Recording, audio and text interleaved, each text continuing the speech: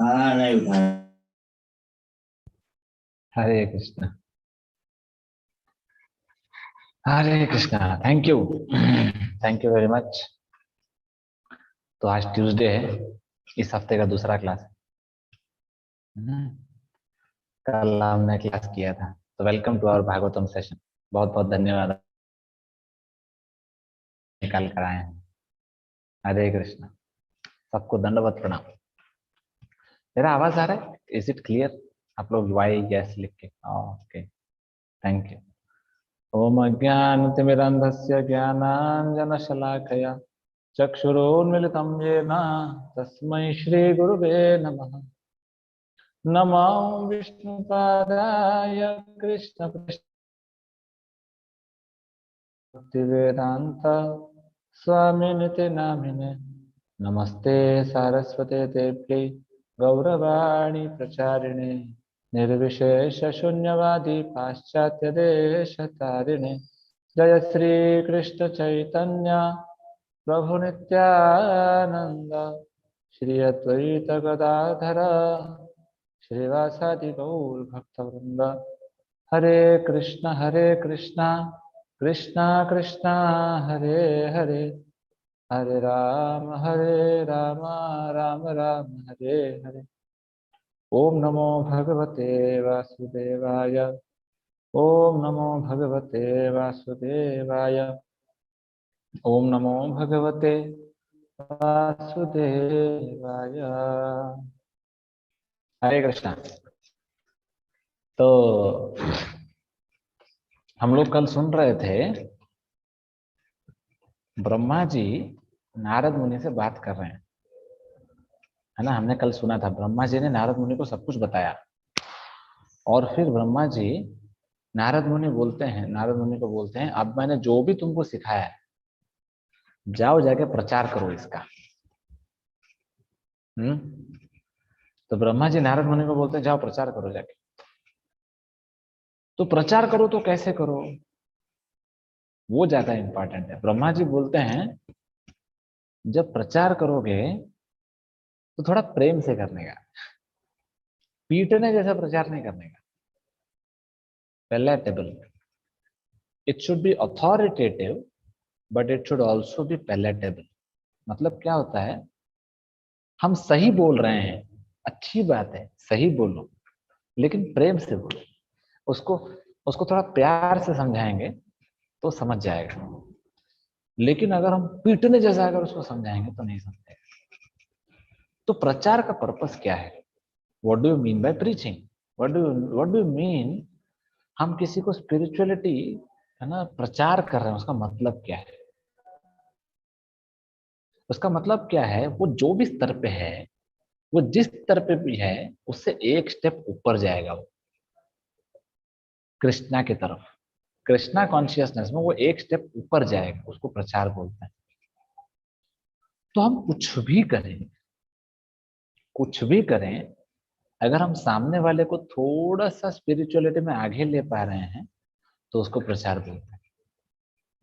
कभी कभी क्या होता है, हम जो बोलते हैं वो सही बोलते हैं, पूरा परफेक्ट बोलते हैं, लेकिन ऐसा उसको बोलते हैं ना, सामने वाला माला करने वाला रहेगा तो भी माला छोड़ देगा, या जा मेरे को नहीं करने का। भक्त वो पूरा भगवत गीता सब फेंक देगा, वो बोले आज इसने मेरे को ऐसा बोला, मैं नहीं करूंगा। तो जो भी करो, लेकिन सामने वाले का ईगो हर्ट मत करो। अगर ईगो हर्ट करोगे ना, तो वो स्पिरिचुअलिटी छोड़ देगा। उसको थोड़ा प्रेम से समझाने का, भाई साहब, प्रभु जी, माता जी, आप थोड़ा सा माला करेंगे, आप माला करेंगे तो बहुत अच्छा, मैं आपको स्वीट खिलाऊंगा, खिलाऊंगी, है कि नहीं। तो मिठाई खिला खिला के, प्रसाद खिला खिला के भक्ति कराने का, तो फिलोसफी डाइजेस्ट होता है। प्रचार का मतलब क्या है, एक स्टेप आगे लेके जाना। जैसे कभी कभी क्या होता है, बुक डिस्ट्रीब्यूशन हम करते हैं, लोगों को भगवत गीता देते हैं। तो हमारे इस्कॉन में कुछ कुछ भक्त होते हैं, वो भगवत गीता ये न के न प्रकार है, न हुक और प्रूफ दे देते हैं। एक बार क्या हुआ, एक आदमी मिला, मुझे नहीं और कोई था। तो वो आदमी आया, तो उसको ये भक्त भगवत गीता दिखा रहे थे। अरे भैया, भाई साहब, भगवत गीता ले लो, सस्ते में है, बढ़िया है। तो आदमी पूछता, देखो मुझे ऐसा कोई किताब बताओ जिसमें एक्सरसाइज के बारे में लिखा है, ऊपर नीचे आगे पीछे, है ना, हेल्दी रहने के लिए कुछ ऐसा एक किताब दो। तो वो जो डिवोटी है वो बोलता है परफेक्ट, यही बुक है वो, ये भगवत गीता में आपको सब मिलेगा। तो वो बोलता है पक्का, हाँ पक्का, आप ले लो इसको, बहुत सस्ते में ले लो ये। तो ले लिया उसने, और वो बैठ के एक दिन पूरा सर्च मारा उसने भगवत गीता में कहाँ पे है एक्सरसाइज के बारे में, कहाँ लिखा है। पूरा सर्च मारा, कहीं पे भी नहीं मिला उसको। अब जब कहीं पे नहीं मिला तो परेशान हो गया, वो मंदिर आया वो ए हरे कृष्णा, आपने मेरे को ये गीता बेचा, इसमें तो कहीं पे नहीं लिखा है, बताओ मेरे को कहाँ लिखा है। देखो उसको कितना बुरा लगा। हम्म। तो हमने कुछ भी करके हुक और क्रुक भगवत गीता बेच डाला उसको, लेकिन उसको तो बुरा लगा ना कि हमने ठग दिया करके, उसको खराब लगा कि नहीं। वो अगली बार मंदिर नहीं आएगा, वो भक्ति नहीं करेगा अच्छे से। तो हम कुछ भी करें, हमारा जो डीलिंग होता है, बिहेवियर होता है, वो ऐसा होना चाहिए, हम लोगों को भक्ति मार्ग में आगे लेके जाने चाहिए, पीछे नहीं लेके जाने चाहिए। वो गलत बात है। इसलिए ब्रह्मा जी यहाँ पे नारद मुनि को सिखा रहे हैं कि आप करो, प्रचार करो। कैसे करो? अथॉरिटेटिव करो, सही चीज बताओ, लेकिन इतना बढ़िया तरीके से बताओ कि सामने वाला करेगा, उसको फॉलो करेगा, भक्ति में आगे बढ़ेगा। ऐसा हमारा 7th चैप्टर खत्म हुआ, दूसरे स्कंद स्कंद का 7th चैप्टर, 7वां अध्याय खत्म हुआ। फिर 8वां अध्याय हमने कल चालू किया। तो 8वें अध्याय में परीक्षित महाराज प्रश्न पूछते हैं सुखदेव गोस्वामी। क्या प्रश्न पूछते हैं? परीक्षित महाराज बोलते हैं, हे गुरुदेव, आपने बोला कि नारद मुनि को ब्रह्मा जी बोल रहे जाओ प्रचार करो। अच्छा मुझे ये बताइए, नारद मुनि ने कैसे प्रचार किया, किसको प्रचार किया, किस तरीके से प्रचार किया, है ना, अलग अलग क्या क्या किया उन्होंने, मुझे सब बताइए। और उसके बाद बहुत सारे श्लोक बोलते हैं, अच्छे अच्छे श्लोक, वो भी हमने कल डिस्कस किया था। उसमें से एक श्लोक हमने डिस्कस किया था, शृण्वतः श्रद्धया नित्यम घृणतश्च स्वचेष्टितम, है ना। हमने कल डिस्कस किया था, नित्यम स्वचेष्टितम, 2 पॉइंट, रेगुलरली, सीरियसली। अगर हम स्पिरिचुअल लाइफ में आए हैं तो ये दोनों चीज हमारी लाइफ में होना चाहिए। एक सीरियसली, दूसरा रेगुलरली। अगर हम माला करते हैं तो सीरियसली करना चाहिए, रेगुलरली करना चाहिए। अगर हम शास्त्र पढ़ते हैं तो सीरियसली करना चाहिए, रेगुलरली करना चाहिए। मंगल आरती आते हैं तो सीरियसली करना चाहिए, रेगुलरली करना चाहिए। सेवा करते हैं तो सीरियसली करना चाहिए, रेगुलरली करना चाहिए। डोनेशन देते हैं तो सीरियसली करना चाहिए, रेगुलरली देना चाहिए। देखो, अगर हम भक्ति मार्ग में भक्ति के कार्यों को सीरियसली और रेगुलरली नहीं करेंगे तो कोई फायदा नहीं। ये दोनों पॉइंट बहुत इंपॉर्टेंट है। जब हम सीरियसली और रेगुलरली करेंगे, काले नाति दीर्घेण भगवान विशते रिधि, भगवान आते हैं, तुरंत हमारे हार्ट में बैठ जाते हैं, दिल में बैठ जाते हैं, हृदय में बैठ जाते हैं। फिर हमने देखा परीक्षित महाराज बहुत सारे प्रश्न पूछ रहे हैं, है ना। परीक्षित महाराज प्रश्न पूछते हैं, ये कौन सा श्लोक है? यस, 8th चैप्टर का, एक मिनट, हाँ, ये 8th चैप्टर का 7th नंबर श्लोक से वो अपना प्रश्न चालू करते हैं। तो बहुत सारे श्लोक में, नेक्स्ट लगभग 15 से 16 श्लोकों में वो प्रश्न पूछते जा रहे हैं, पूछते जा रहे हैं। लेकिन हम सारे प्रश्नों को नहीं देखेंगे आज। तो मैंने कल बोला था, आप लोगों को होमवर्क दिया था, आप लोग खोल के पढ़िए। क्या क्या प्रश्न पूछते हैं। तो सिंपल है एक्चुअली। परीक्षित महाराज, मैं शॉर्ट में बता दूंगा, आप लोग पर्सनली पढ़ सकते हैं। परीक्षित महाराज अलग अलग प्रश्न पूछते हैं। जैसे देखो, पहला प्रश्न 7वें श्लोक में पूछते हैं कि हमारा जो पुनर्जन्म होता है, शरीर मिलता है, उसका कोई कारण है या बाई चांस होता है, एक्सीडेंट हो जाता है, वो बताइए। फिर उसके अगले श्लोक में पूछते हैं कि अरे भगवान के और हमारे शरीर में क्या अंतर है, क्या डिफरेंस है। ऐसे बहुत सारे श्लोक। फिर एक श्लोक में पूछते हैं परमात्मा के बारे में बताइए। फिर एक श्लोक के बारे में बोलते हैं समय के बारे में बताइए, काल के बारे में बताइए, वर्ण और आश्रम के बारे में बताइए, यूनिवर्स के बारे में बताइए, क्रिएशन के बारे में बताइए, इसका स्ट्रक्चर कैसे बताइए। है ना, मनवंतर है ना, बहुत सारे अलग अलग अलग अलग क्वेश्चन पूछते चले जाते हैं। टोटल यहाँ पे 23 नंबर श्लोक तक प्रश्न पूछते चले जाते हैं।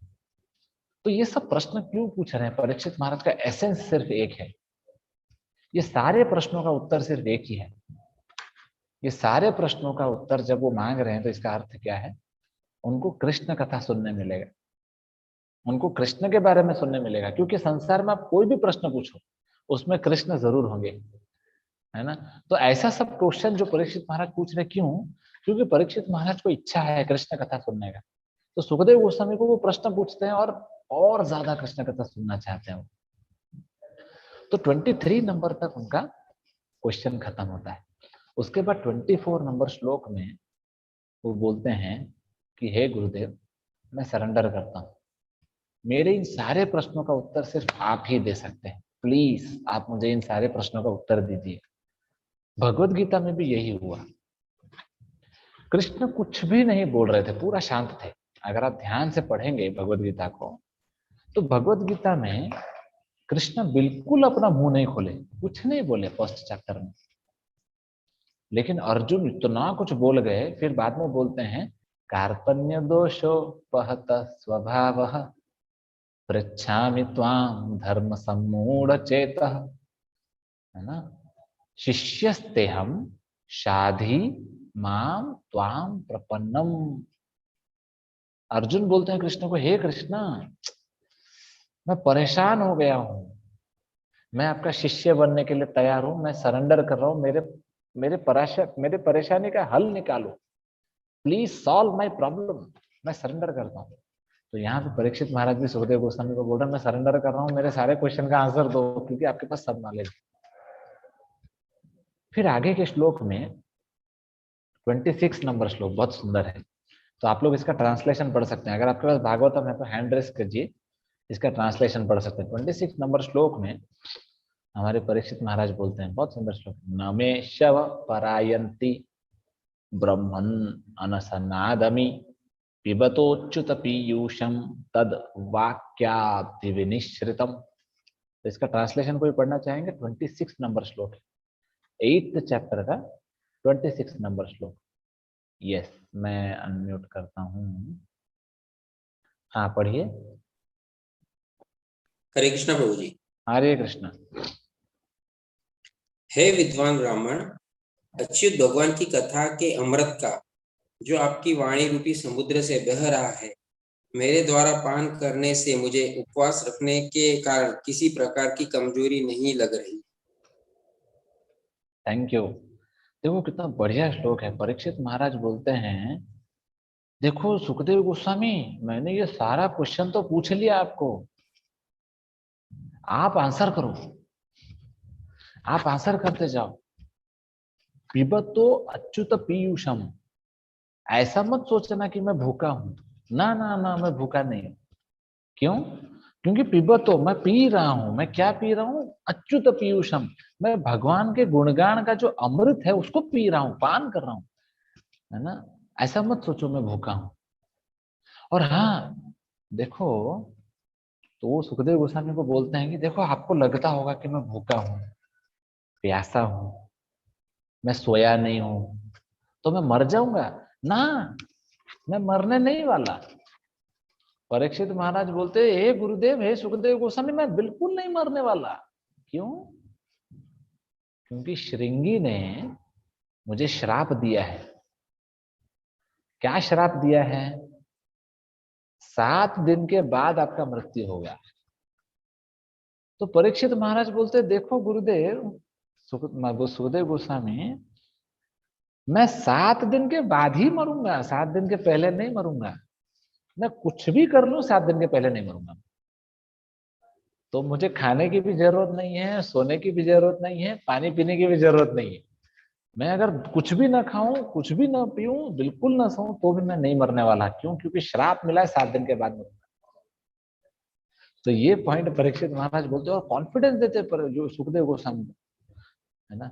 देखिए अभी हम क्लास ले रहे हैं, मान लो मैंने क्लास लिया 9, 9:15, 9:30, 10, 10:30, तो क्या होगा बताओ? धीरे धीरे धीरे धीरे एक एक डिवोटी ना क्लास छोड़ के भाग जाएंगे, बराबर है ना? है कि नहीं? देखो, अगर मैं क्लास थोड़ा ज्यादा टाइम तक लेके चला गया तो एक एक लोग लीव मारते जाएंगे, क्योंकि खाना खाने का टाइम हो गया ना बाबा। लेकिन यहाँ पे परीक्षित महाराज लीव नहीं मार रहे हैं, वो पूरा जूम मीटिंग में बैठे हैं, वो लाइव है ना, वो लीव नहीं मार रहे हो। तो परीक्षित महाराज बोल रहे ना मुझे भूख नहीं लगा है, मैं नहीं खाना चाहता। आपको अगर लग रहा है कि मुझे डिनर ब्रेक लेना चाहिए, लंच ब्रेक लेना चाहिए, स्नैक्स ब्रेक लेना चाहिए, ब्रेकफास्ट ब्रेक लेना चाहिए, ना मुझे कोई ब्रेक नहीं लेना है। मेरी चिंता मत करो, आप बस कथा बोलते जाओ, मेरे सारे प्रश्नों का उत्तर देते जाओ, मैं भागवतम सुनना चाहता हूँ। पिबतो अच्युत पीयूषम। तो सुत गोस्वामी फिर अगले श्लोक में बोलते हैं, जब सुखदेव गोस्वामी ने देखा, सुखदेव गोस्वामी को बड़ा अच्छा लगा, बहुत अच्छा लगा। सुखदेव गोस्वामी बोलते हैं, ये जो भागवतम का ज्ञान है भगवान ने ब्रह्मा जी को दिया, ब्रह्मा जी ने नारद मुनि को दिया, नारद मुनि ने व्यास देव को दिया, और व्यास देव से मैंने लिया है। वो भागवतम का ज्ञान मैं आपको देने वाला हूँ। तो सुखदेव गोस्वामी को बड़ा अच्छा लगा परीक्षित महाराज का इंटरेस्ट देख के। परीक्षित महाराज का इंटरेस्ट देख के बड़ा अच्छा लगा उन्हें।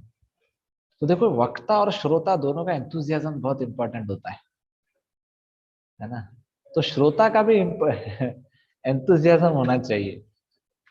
तो श्रोता का एंथुजियाज्म देखो, अभी तो हम ऑनलाइन क्लास ले रहे हैं, तो सबका है ना, सबका वीडियो तो बंद है, मेरे को तो कोई भी नहीं दिखाई दे रहा है। और तो और मैं जब हैंड रेस करने पे बोलता हूँ तो 60 लोग बैठे हैं, लेकिन 4 ही लोग हैंड रेस करते हैं,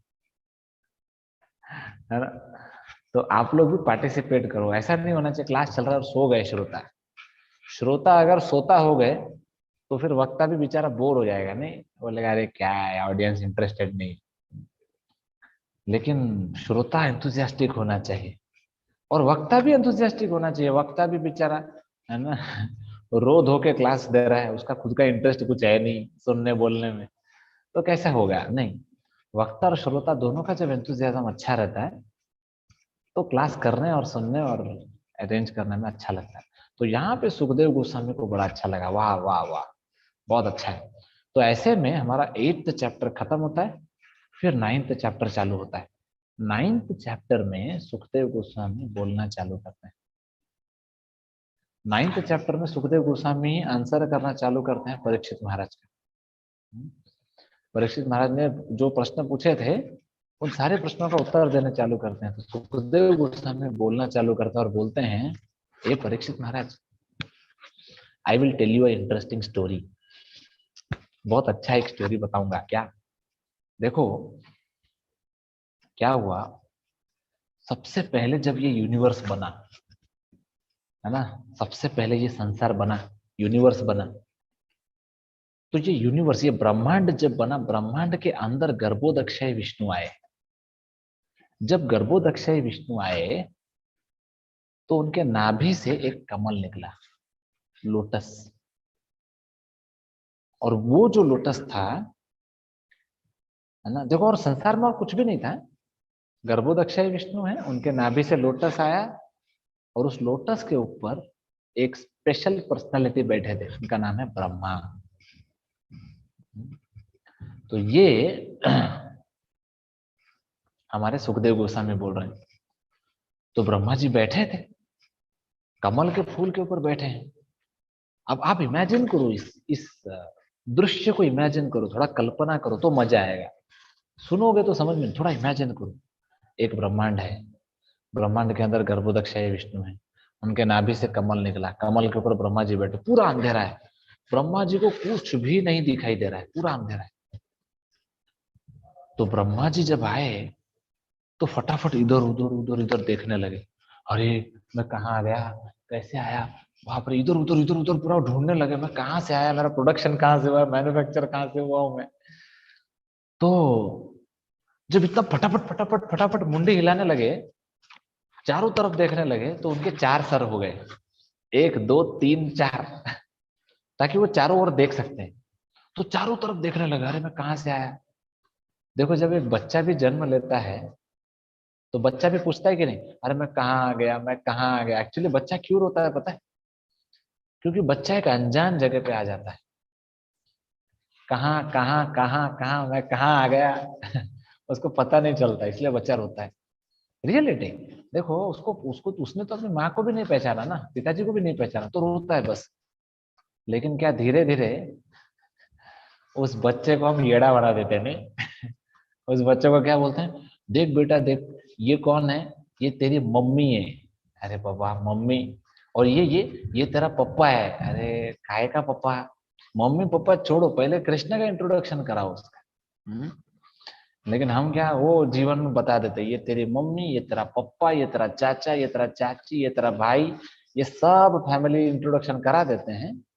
और जो सबसे लीस्ट प्रायोरिटी में रखते हैं वो कौन है, भगवान।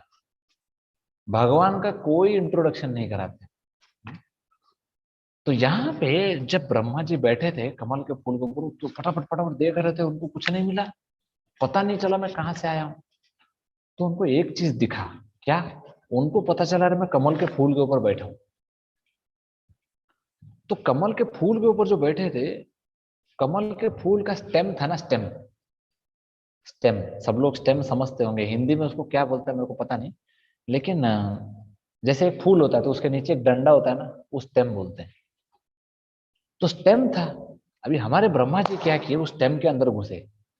उनको क्या लगा शायद मैं यहाँ से आया हूँ, तो मैं जाके चेक करूंगा मैं कहाँ से आया। तो अंदर घुसे।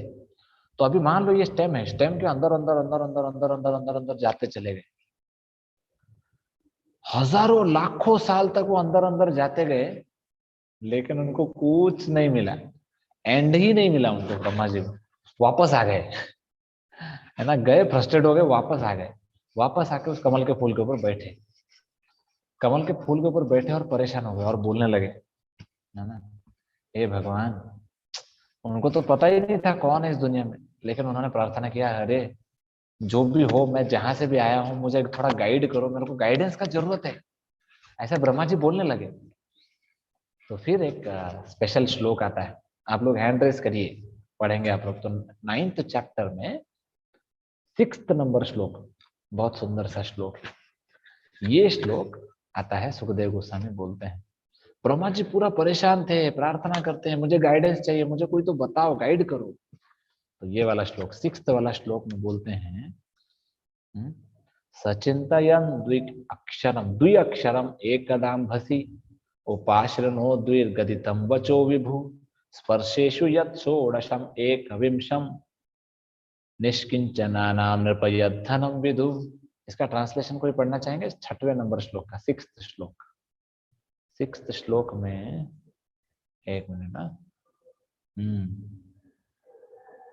6th श्लोक, हाँ पढ़ो ट्रांसलेशन। हरे कृष्ण प्रभु जी। हरे कृष्णा। एक दिन वे यही चिंता कर रहे थे कि प्रलय के समुद्र में उन्होंने व्यंजनों के 16वें एवं 21वें अक्षर त तथा प को तप तप तप करो इस प्रकार 2 बार सुना। परीक्षित, महात्मा लोग इस तप को ही त्यागियों का धन मानते हैं। थैंक यू, बहुत हरे कृष्ण। जबरदस्त श्लोक है ये। हरे कृष्णा। तो जब प्रार्थना किए, गाइडेंस मांगे, तो क्या हुआ, आवाज आया, आवाज आया, क्या आवाज आया, त प त प। ये 2 बार आया, त प त प, ऐसा आवाज आया, दिखाई कुछ नहीं दिया, सुनाई दिया, त प त प। तो ब्रह्मा जी को पता चला रहे तपस्या। तो यहाँ पे लिखा है तपस्या ही एक डिवोटी का धन होता है। देखो हम जब आध्यात्मिक जीवन में आते हैं तो हमारा धन क्या है, तपस्या हमारा धन है। अरे ऑफिस में जाके, कंपनी में जाके पैसा कमाना वो हमारा धन नहीं है, वो तो फर्जी है, खत्म हो जाएगा। लेकिन हमारा धन क्या है, तपस्या। हम जब सुबह जल्दी उठेंगे तो वो होता है तपस्या, माला करेंगे तो वो तपस्या होता है, प्रसाद खाएंगे तपस्या होता है, सेवा करेंगे तपस्या होता है, वो धन है हमारा। बहुत इंपॉर्टेंट है। तो हमें ऐसे धन को कमाने की कोशिश करनी चाहिए ना कि ऑफिस में जाके काम करे तो उस धन को, उसका टेम्पररी धन है, उसका कोई फायदा नहीं है। तो एक भक्त का धन क्या होता है? तपस्या। वो तपस्या करता है। बहुत इंपॉर्टेंट पॉइंट है। देखो, ये धन जब हम कमाते हैं, इस धन से ही हम स्पिरिचुअल वर्ल्ड जा सकते हैं, नहीं तो नहीं जा पाएंगे, बराबर ना? देखो, आप अगर मान लो, जस्ट इमेजिन करो, आप लोग अभी मुंबई में हैं, तो मुंबई में है, मुंबई से दिल्ली जाने के लिए कम से कम 800 रुपए का टिकट लगेगा। 800 रुपया जेब में होगा तभी ना दिल्ली जाएंगे, नहीं तो कैसे जाएंगे? टिकट बुक करेंगे तो जाएंगे ना। तो वो धन लगता है। वैसे ही मुंबई से दिल्ली छोड़ो, मुंबई से अगर अमेरिका जाना हो तो थोड़ा ज्यादा धन लगेगा, है ना? यहाँ 800,000 में हो जाएगा, वहां पे 50,000 रुपया लगेगा अमेरिका जाने के लिए। धन लगता है कि नहीं? फिर अमेरिका छोड़ो, स्वर्ग में जाने के लिए भी धन लगता है, पुण्य कमाना पड़ेगा तो स्वर्ग में जा सकते हैं। वैसे ही जब स्पिरिचुअल वर्ल्ड जाएंगे तो उसका भी धन होता है। उसका धन क्या है? तपस्या। उसका धन क्या है? तपस्या। पैसा कमाने से स्पिरिचुअल वर्ल्ड नहीं जाएंगे, तपस्या करने से स्पिरिचुअल वर्ल्ड जाएंगे। माला करके जब वो धन कमाएंगे तो टिकट मिलेगा, टिकट मिलेगा तो प्लेन में बैठने मिलेगा, प्लेन में बैठने मिलेगा तो स्पिरिचुअल वर्ल्ड जाएंगे। बैंक अकाउंट में पैसा रखोगे, उस पैसे से टिकट नहीं मिलेगा, है ना? वो पैसा सिर्फ आपके परिवार वाले नोच नोच के खाएंगे, और कुछ नहीं मिलेगा उससे।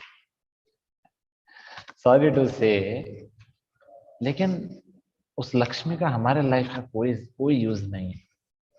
लेकिन जब हम मेहनत करते हैं भगवान के लिए, स्पिरिचुअल तपस्या करते हैं और वो धन कमाते हैं, तो वो धन हमारे काम का आता है। उस धन को हम लेके जा सकते हैं, बाकी कोई धन को हम नहीं लेके जा सकते।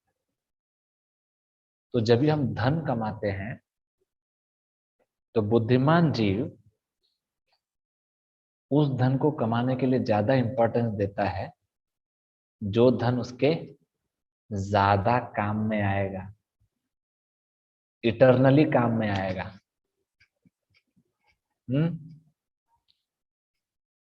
मरने के बाद आप 1 रुपया भी लेके नहीं जा सकते। उस धन के पीछे भागोगे, क्या मिलेगा बताओ? और ये जो तपस्या वाला धन कमाएंगे, पूरा भर भर के बोरा उठा के लेके जा सकते हैं, आपका अकाउंट पूरा फुल हो जाएगा। तो इसलिए तपस्या, ऐसा 2 बार सुना ब्रह्मा जी ने, तपस्या। तो तपस्या जब ये शब्द सुना तो क्या हुआ?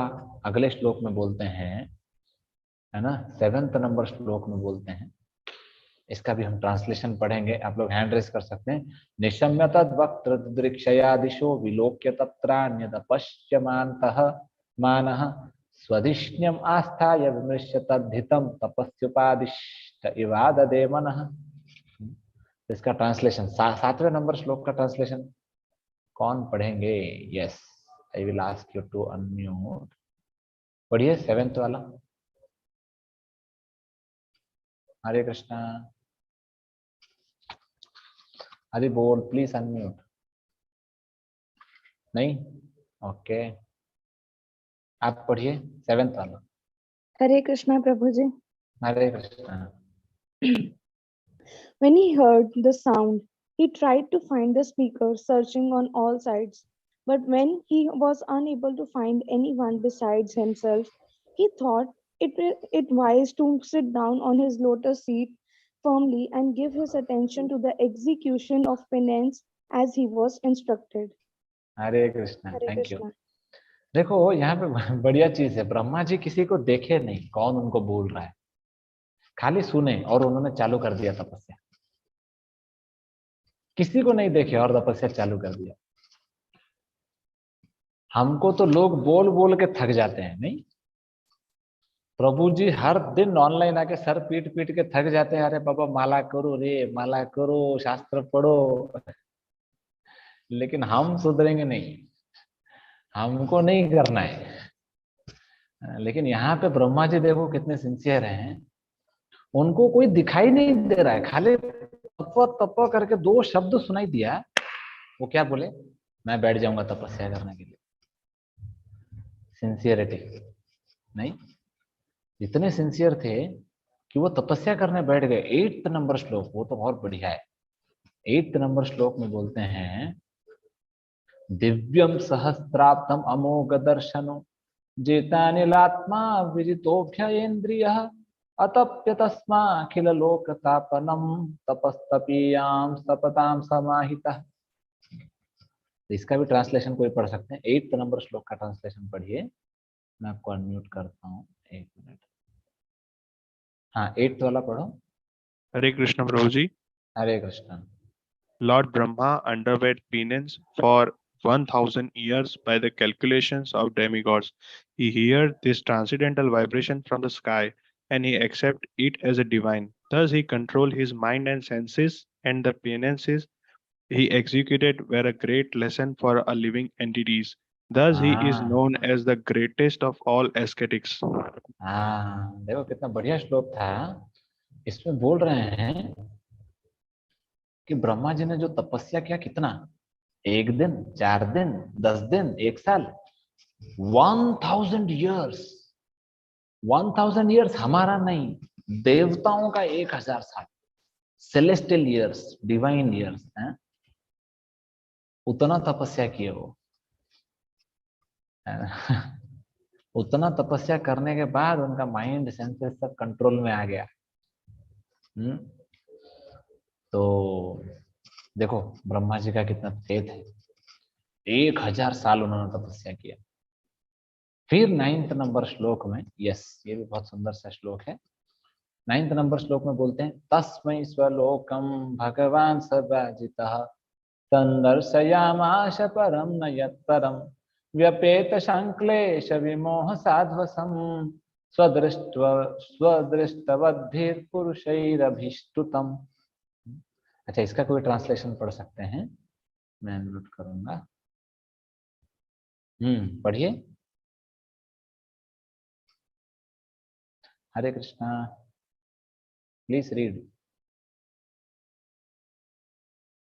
हरे कृष्णा। हरे कृष्ण प्रभु जी। हरे कृष्णा, पढ़िए। हाँ प्रभु जी। The personality of Godhead being thus very much satisfied with the penance of Lord Brahma was pleased to manifest his personal abode, Vaikuntha, the supreme planet above all others. This transcendental abode of the Lord is adored by all self-realized persons freed from all kinds of miseries and fear of illusory existence. Thank you. तो यहाँ पे बोल रहे हैं कि Lord was satisfied. Brahma ji ने जब 1000 साल तपस्या किया तो लॉर्ड वॉज सेटिस्फाइड। देखो हम तपस्या क्यों करते हैं, माला क्यों करते हैं, मंगल आरती क्यों जाते हैं, सेवा क्यों करते हैं? क्या लॉटरी लग जाएगा, पैसा कमाएंगे? इसीलिए नहीं, उसके लिए नहीं करते हम। तो किसके लिए करते हैं? Lord will be satisfied. भगवान सेटिस्फाई होते हैं, भगवान प्रसन्न होते हैं। तो हम कोई भी स्पिरिचुअल एक्टिविटी करते हैं तो भगवान के फेस पे वो स्माइल देखने के लिए हम करते हैं, भक्तों के फेस पे वो स्माइल देखने के लिए करते हैं, गुरु के फेस पे वो स्माइल देखने के लिए करते हैं। वही हमारा सब कुछ है। हम जब तपस्या करते हैं तो वो देख लेंगे तो बहुत है, उतना ही काफी है। तो यहाँ पे भगवान सेटिस्फाइड हो गया। अच्छा, भगवान सेटिस्फाइड होने के बाद क्या किए? भगवान सेटिस्फाइड होने के बाद भगवान अपने वैकुंठ का दर्शन दिए, स्पिरिचुअल वर्ल्ड का, ब्रह्मा जी को। तो हम भी जब भक्ति मार्ग में आते हैं तो फिर हम भी वैकुंठ का दर्शन ले पाएंगे जब अच्छे से भक्ति करेंगे, है ना। तो वो जो वैकुंठ का दर्शन मिला ब्रह्मा जी को, वो कौन सा वैकुंठ था ये समझना बहुत जरूरी है। देखो हर ब्रह्मांड में एक लोकलाइज्ड वैकुंठ होता है। देखो एक तो वैकुंठ है ब्रह्म ज्योति के पार, वो तो स्पिरिचुअल वर्ल्ड हो गया। लेकिन हर ब्रह्मांड में एक प्लैनेट होता है जो वैकुंठ से अभिन्न होता है, वो भी वैकुंठ है। उसमें क्षीरोदक्षाई विष्णु रहते हैं। क्षीर सागर आप लोगों ने सुना होगा। तो उस प्लैनेट में वो वैकुंठ है। तो वहां का दर्शन ब्रह्मा जी को मिला। ब्रह्मा जी ने देखा। तो जब देखा तो वहां पे माया का कोई असर नहीं था, भक्त लोग वहां पे रहते हैं, तो स्पिरिचुअल वर्ल्ड का दर्शन मिल रहा है। तो हम भी जब भक्ति करेंगे तो हमें भी स्पिरिचुअल वर्ल्ड का दर्शन मिलेगा। तो बहुत जरूरी पॉइंट बता रहे थे। हाँ, उसके बाद में 10 नंबर श्लोक में सुखदेव गोस्वामी बताए जा रहे हैं कि वो जो वैकुंठ का जो दर्शन लिया ब्रह्मा जी ने, उसके स्पेशल कैरेक्टरिस्टिक्स के बारे में बता रहे हैं, उसके स्पेशल गुणों के बारे में बता रहे हैं। तो 10वें नंबर श्लोक में बताते हैं कि उसमें कोई गुणों का असर नहीं था, रजोगुण, तमोगुण, सतोगुण, इसका कोई असर नहीं था। जैसे भौतिक जगत में होता है वैसे उसमें कोई इसका इन्फ्लुएंस नहीं था। और स्पिरिचुअल वर्ल्ड में टाइम का भी कोई असर नहीं था, माया का असर नहीं था, एक्सटर्नल एनर्जी का असर नहीं था।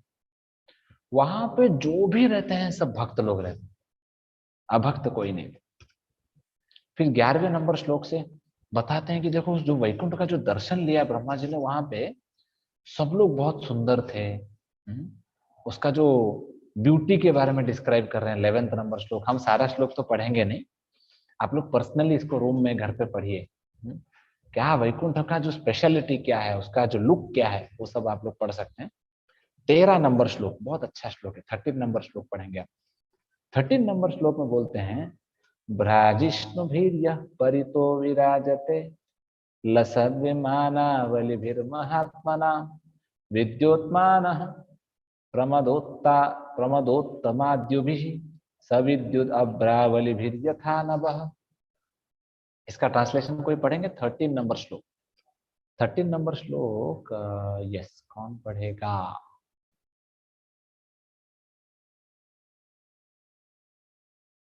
एक मिनट, हाँ पढ़िए 13।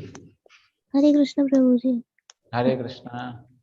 The Vaikuntha planet are also surrounded by various airplanes, all glowing and brilliantly situated. These airplanes belong to the great Mahatmas or devotees of the Lord. The ladies are as beautiful as lightning because of their celestial complexion, and all these combined together appear just like the sky decorated with both clouds and lightning. Hare Krishna, thank you. देखो यहाँ पे बता रहे हैं कि spiritual world में बहुत सुंदर है सब। प्रभु जी लोग भी बहुत सुंदर है, माता जी लोग भी बहुत सुंदर है है ना? पूरा लाइटनिंग जैसे सुंदर है वो। ऐसा बोलते हैं। देखो ये भौतिक जगत में हम एक्टर और एक्ट्रेसेस को देखते हैं तो हम कितना अट्रैक्ट हो जाते हैं ना, है कि नहीं? हमको लगता है अरे क्या सुंदर है यार ये एक्ट्रेस, वाह क्या दिखती है, वाह क्या दिखता है। देखो इससे अगर कंपेयर करेंगे अमेरिका के साथ, तो पता है, मतलब ऐसा लोग बोलते हैं, मैं पता नहीं, मुझे तो आज तक ऐसा कभी फील नहीं हुआ, लेकिन लोग बोलते हैं कि वेस्टर्न लोग हमारे इंडियन से ज्यादा सुंदर होते हैं, मे बी गोरे होते हैं। क्योंकि वो लोग शायद ज्यादा उसको इम्पोर्टेंस देते हैं। वो छोड़ो, फिर हेवनली प्लैनेट्स में जाएंगे, अप्सराओं को देखेंगे तो वो लोग तो और भी सुंदर होते हैं। देखो अगर अप्सरा को और हमारे प्लैनेट के, हमारे पृथ्वी के अगर किसी ब्यूटीफुल एक्ट्रेस को कंपेयर किया जाए तो हमारे यहाँ का एक्ट्रेस एक मॉस्किटो के बराबर है, मच्छर के बराबर है अप्सरा लोग बहुत सुंदर है। और वैकुंठ के जो माताएं हैं, females, they are so beautiful, so beautiful. उनके सामने हमारे स्वर्ग के अप्सरा लोग मॉस्किटो है, मच्छर है, इतने सुंदर है वो लोग। खाली माता जी नहीं, प्रभु जी भी, सब लोग, प्रभु जी माता जी सब सुंदर हैं। लेकिन इस श्लोक में क्या बोला गया है? प्रभु जी माता जी को देख के अट्रैक्ट नहीं होता कि माता जी प्रभु जी को देख के अट्रैक्ट नहीं होता। दोनों कृष्ण को, विष्णु को देख के अट्रैक्ट होते हैं। तो ये स्पेशलिटी है स्पिरिचुअल वर्ल्ड का, बहुत इंपॉर्टेंट है, हमें समझना चाहिए। तो स्पिरिचुअल वर्ल्ड, तो हमारे भी घर पे हस्बैंड वाइफ से अट्रैक्ट होना जरूरी नहीं, वाइफ हस्बैंड से अट्रैक्ट होना जरूरी नहीं। दोनों मिलके कृष्णा से अट्रैक्ट हो जाओ, भगवान से अट्रैक्ट हो जाओ, भागवतम से अट्रैक्ट हो जाओ, वो ज्यादा जरूरी है। कितना भी सुंदर हो कोई, लेकिन अल्टीमेटली टेम्पोररी है, उसका कोई वैल्यू नहीं। लेकिन स्पिरिचुअल वर्ल्ड में लोग सुंदर हैं लेकिन अट्रैक्ट नहीं हो रहे। क्यों? क्योंकि उनको पता है भगवान हमारे मालिक है, तो भगवान सेंटर में है। तो हमारे भी घर पे जब भगवान सेंटर में आएंगे तो फिर वो मटेरियल अट्रैक्शन नहीं आएगा, लेकिन जब भगवान सेंटर में नहीं रहेंगे तो सारा मटेरियल अट्रैक्शन आएगा।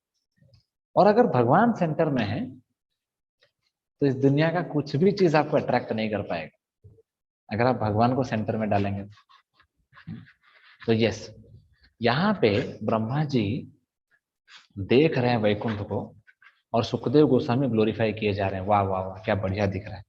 और आगे के कुछ श्लोकों में भी वैकुंठ के बारे में बोलेंगे, वो हम कल चर्चा करेंगे, आज नहीं। तो कल हम देखेंगे कि वैकुंठ में और क्या क्या देखा ब्रह्मा जी ने, और ब्रह्मा जी का क्या रिस्पॉन्स था, भगवान ने और क्या क्या बोला, वो हम कल देखेंगे। आज के लिए हम यहीं पे स्टॉप करते हैं, टाइम तो हो गया है। हम एक आध क्वेश्चंस ले सकते हैं, अगर किसी को कुछ क्वेश्चन है, प्रश्न है तो हैंड रेस कर सकते हैं, है ना। एक आध क्वेश्चन लेंगे फिर हम हमारे क्लास को एंड करेंगे। किसी को कुछ क्वेश्चन है आज के सेशन में या प्रीवियस सेशन से, anything you want to ask? अच्छा यस है, ठीक है। हरे कृष्णा, पूछो। हरे कृष्ण प्रभु जी, दंडवत प्रणाम। हरे कृष्णा, दंडवत प्रणाम। प्रभु जी, जैसा कि आपने बताया कि वक्षतः विष्णु जी के नाभि से वो एक कमल उत्पन्न हुआ और वहां पर विष्णु जी का आविर्भाव उत्पन्न हुआ। तो वो विष्णु जी का जो उत्पत्ति है प्रभु जी, वो स्थायी है उनका पोस्ट की वो अस्थायी है? क्या विष्णु का कि ब्रह्मा का? सॉरी, ब्रह्मा जी का। हाँ, ब्रह्मा जी का वो पोस्ट है, वो अस्थाई है। अस्थाई मतलब जब ब्रह्मांड जब नष्ट हो जाता है तो ब्रह्मा जी मर जाते हैं, उनका पोस्ट उनको छोड़ना पड़ता है, फिर कोई दूसरा व्यक्ति ब्रह्मा बन के आता है। ब्रह्मा जी एक पोस्ट है, व्यक्ति नहीं है, तो अलग अलग व्यक्ति उस पोस्ट को ऑक्यूपाई करते हैं। ठीक है, हरे कृष्ण। ओके प्रभु, हरे कृष्ण। पूछो। हरे कृष्णा, पूछो पूछो, प्लीज अनम्यूट। हरि बोल। हाँ पूछो। हरे कृष्णा, पूछो। नहीं, अच्छा ठीक है, दूसरा डिवोटी देखते हैं। हरे कृष्णा, पूछो। हरे कृष्णा। अच्छा, हैंड रेस करके भूल जाते हैं। अच्छा, हरे कृष्णा। नहीं, ठीक है। हरे कृष्णा, आप पूछिए। हरे कृष्ण प्रभु जी। हरे कृष्णा, यस बताइए। जैसे आपने बताया था कि हमें भक्ति का प्रचार करना चाहिए, तो हम हाँ। उसको कैसे कर सकते हैं? हम उसको कैसे, हम भक्ति का प्रचार कैसे करें, क्या बताएं लोगों को? सबसे इम्पोर्टेंट है भक्ति का प्रचार में आपको अपने बिहेवियर में उसको लाना पड़ेगा। अगर आपका बिहेवियर अच्छा है तो लोग आपको देख के डिवोटी बनेंगे। ठीक है, ठीक है। हरे अगर कृष्ण। आप सिंसियर हैं, आप जेन्युइन हैं, तो लोग आपको देख के डिवोटी बन जाएंगे। हरे कृष्ण। हरे तो कृष्ण। थैंक यू, आप लोग सब आज आए क्लास में। तो कल बुधवार है, कल भी हम क्लास लेंगे सेम टाइम पे। तो आज हम डिस्कस कर रहे थे कि ब्रह्मा जी ने दर्शन लिया, वैकुंठ स्पेशल दर्शन लिया, और उसके बारे में और भी कुछ कुछ देखा, वो हम कल डिस्कशन करेंगे सेम टाइम 8 to 8:45। हरे कृष्णा। श्रील प्रभुपाद की जय। जय हरे कृष्ण प्रभु जी। हरे कृष्णा प्रभु जी। प्रभु जी। कृष्णा प्रभु जी। कृष्ण हरे प्रभु जी। कृष्णा। हरे कृष्ण प्रभु जी। हरे कृष्णा। हरे कृष्णा प्रभु जी। हरे कृष्णा। हरे कृष्णा।